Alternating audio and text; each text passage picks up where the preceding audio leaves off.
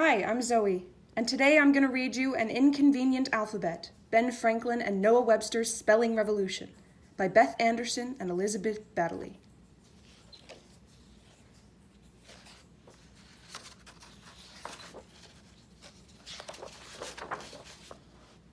You've probably heard of the American Revolution, when 13 colonies rejected the rule of England. But there was another, much quieter revolution in the colonies. Two men, one old, one young, both with big ideas, battled an inconvenient alphabet.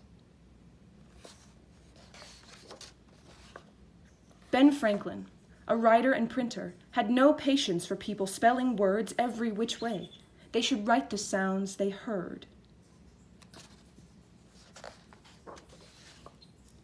But how could anyone spell words correctly when letters didn't match sounds? So Ben created a new alphabet.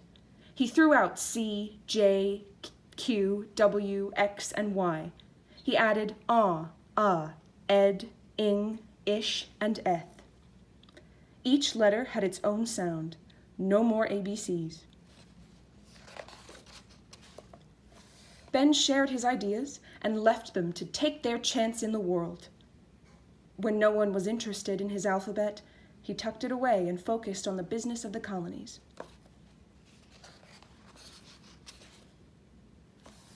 Boom! The Patriots declared independence from England. Armies marched, cannons boomed. When the war ended, the colonies pulled together to form a nation. But Americans from north and south and east to west couldn't understand one another. Some spoke like the King of England, others like backwoodsmen, and many barely spoke English at all. Noah Webster, a writer and educator, had no patience for people pronouncing words every which way. They should say the sounds that were written. But how could anyone say words correctly when sounds didn't match letters? So Noah created a book to teach American English. Grammar lessons, speaking instructions, page after page of pronunciation practice. Noah hoped people would soon converse together like children of the same family. But Noah was a nobody. Some thought his voice squeaky and his speeches boring. No one appreciated his work. If only someone famous would join his efforts, someone respected, someone the public adored. Day after day, Noah traveled and lectured, selling his blue-backed speller, Richmond, Baltimore, Dover. In early 1786, Noah arrived in Philadelphia. More than anything, he needed to find support in the new capital, a city bustling with patriotism and promise. He called on publishers and governors, scientists and statesmen. He shared his ideas about American English. People listened and nodded. But Noah hoped for more. Finally, he arrived at the door of the most famous, most respected, most adored man in the city, Dr. Benjamin Franklin. The two men spoke for hours about language and education, about reading and writing. Ben appreciated Noah's work. Noah was interested in Ben's ideas. Both agreed. Some letters had too many sounds. Some sounds had too many letters. Some letters were just not needed at all. The problem was the inconvenient alphabet. Using 26 letters to write 44 sounds caused nothing but trouble. Pleased to find someone young and enthusiastic, Ben dug out his old alphabet and dusted off his print blocks. Soon every printer would need a set, new letter blocks to combine with old ones to spell words in new ways. He gave them to Noah and asked him to come up with a plan. Energized by a partnership with Dr. Franklin, Noah set to work. If letters matched sounds, you could read any word correctly. If sounds matched letters, you could spell any word you heard. Adding a few new letters, removing a few old ones, Noah created a perfect alphabet. Noah sent Ben the plan, a new alphabet for a new nation. Ben approved. Noah spoke to merchants and war heroes, farmers and booksellers. Now is the time, and this is the country, he said. But after 8 years of war, people had no patience for changing the alphabet every which way. They just wanted life to return to normal.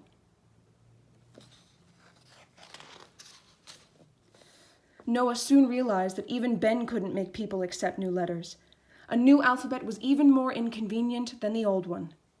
While his friend labored over the Constitution, an idea stirred in Noah's mind. What if they didn't change the alphabet? Armed with the 26 letters of the English alphabet everyone knew and loved, Noah launched a spelling revolution, ready to turn wrong spelling into right. Out with silent letters, out with unnecessary extras. 1 vowel for short sounds, 2 for long. 1 sound for each letter, no confusion. Free at last from the King's English with its unreliable rules. From north to south and east to west, all citizens would spell the same and speak the same. The states would truly be united. In city after city, Noah appealed to writers and printers, schoolmasters and penny pinchers. Without extra letters, they'd save time, save paper, save money. Children could learn to read and write in 1 year instead of 4. What about sound-alike words? We won't know the difference between 8 and 8 if they look the same. And what about words that are spelled alike but pronounced differently, like bow and bow? We'll lose the history of words. I don't have time. It's easier the old way. He answered questions, explained every detail. Old meanings and spellings didn't matter. Was peace ever mistaken for peace? Pray for pray, flower for flower? Never. No inconvenience, Noah said. Good spellers could learn in a week. Poor spellers could rejoice. They were already doing it right. Ben studied Noah's plan. Excellent work, he wrote. Old and ailing, Ben still believed in making reading and writing easier. He still believed in spelling changes. He still believed in Noah. When Ben died in 1790, Noah carried on, trying out new spellings with the public. Spelling reform. Build the character of this great nation. American English. Just write what you hear. With words that are easier to spell, reading, writing, and speaking will improve. If you can read this, you can see how easy it is. Uh-oh, writing still has a silent W, but write doesn't. Look at character. Why not change that C in the middle to a K? And words, the S really sounds like a Z. Shouldn't great be Grayt? And what about of, UV? If he can't do it, how will we do it? I don't think this is going to work. As you know, sometimes what appears to be easy can turn out to be hard. Noah understood. Too many changes. He forged ahead. Noah focused on one change: drop silent letters. Simple, sensible, only slightly inconvenient.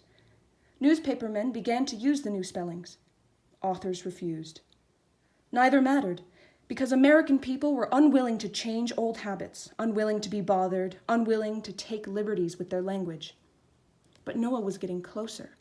As the spelling revolution faded, a new idea stirred in his mind. A dictionary, an American dictionary, with the country's new words, new meanings, and yes, some new spellings. Noah read and researched, wrote and revised.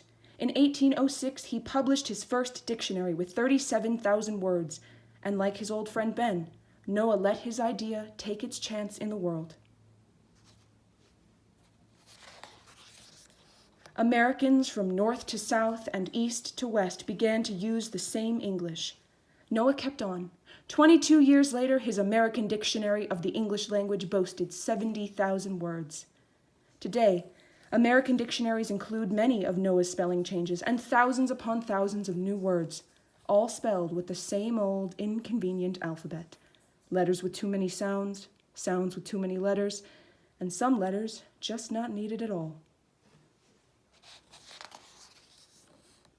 Next time you sound out a word, think of Ben and Noah. They would be pleased because that is exactly what they wanted. The end.